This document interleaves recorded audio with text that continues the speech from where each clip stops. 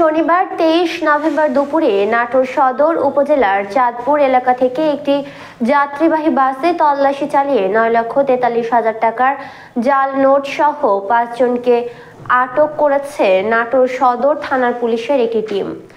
গ্রেফতারকৃত আসামিরা হলেন বরিশাল জেলার বাকেরগঞ্জ উপজেলার দুলাল মাদ্রাসা এলাকার আরিফ হাওলাদার, বাগেরহাট জেলার চিতলমারী উপজেলার শিবপুর গ্রামের আরিফ হোসেন, পটুয়াখালী সদর উপজেলার বতলবুনিয়া গ্রামের মোস্তফা খান, ঝালকাঠি জেলার রাজাপুর উপজেলার কেওয়াতা গ্রামের রফিকুল ইসলাম ও ফেরদৌস হাওলাদার। নাটোরের পুলিশ সুপার মারুফাত হোসাইন জানান, গ্রেফতারকৃতরা রাজশাহী থেকে আলু কেনার উদ্দেশ্যে একটি যাত্রীবাহী বাসে রংপুর যাচ্ছিল। গোপন সংবাদের ভিত্তিতে সদর থানার পুলিশ শনিবার দুপুরে চাঁদপুর এলাকায় এই যাত্রীবাহী বাসে তল্লাশি চালায়। এ সময় তাদের কাছে থাকা 9,43,000 টাকার জাল নোট উদ্ধার করে। পুলিশ সুপার আরও বলেন, আটককৃত আসামিদের জিজ্ঞাসাবাদ করে জাল টাকার কারখানার সন্ধান করা হবে। গ্রেফতারকৃতদের বিরুদ্ধে আইনগত ব্যবস্থা নেওয়া হচ্ছে বলে জানান তিনি।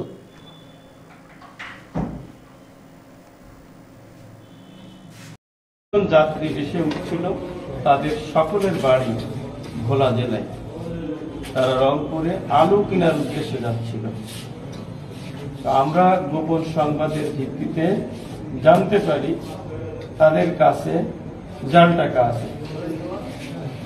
তো আমরা তাদেরকে ওই গাড়ি থামিয়ে গাড়ি তল্লাশি করে জাল টাকা পাই এবং 5 জনকে আমরা আটক করতে সক্ষম হই। তাদের দেওয়া তথ্য মতে তাদের সকলের বাড়ি আছে ভোলা জেলায় এবং তারা রাজশাহীর এই মোহাম্মদ পরিবহনে উঠে রংপুর যাচ্ছিল। রংপুরে তারা আলু কিনে ওই আলু চাষিদেরকে তারা এই জাল টাকা আলুর মূল্য পরিশোধ করত।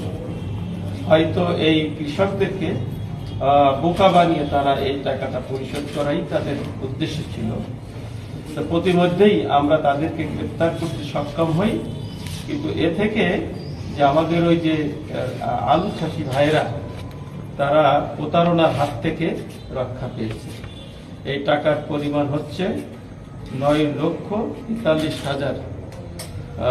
সব নোটই বলতে গেলে 1,000 টাকা আর কিছু 200 টাকার নোট আছে, এটাই। তো আমরা পরবর্তী এরা কোথা থেকে এই জাল টাকা তৈরি করলো, এর ফ্যাক্টরি কোথায়, ফ্যাক্টরির সাথে জড়িত কারা, সে ব্যাপারে আমরা পরবর্তীতে তাদের বিরুদ্ধে আমরা ব্যবস্থা নেওয়ার চেষ্টা করব।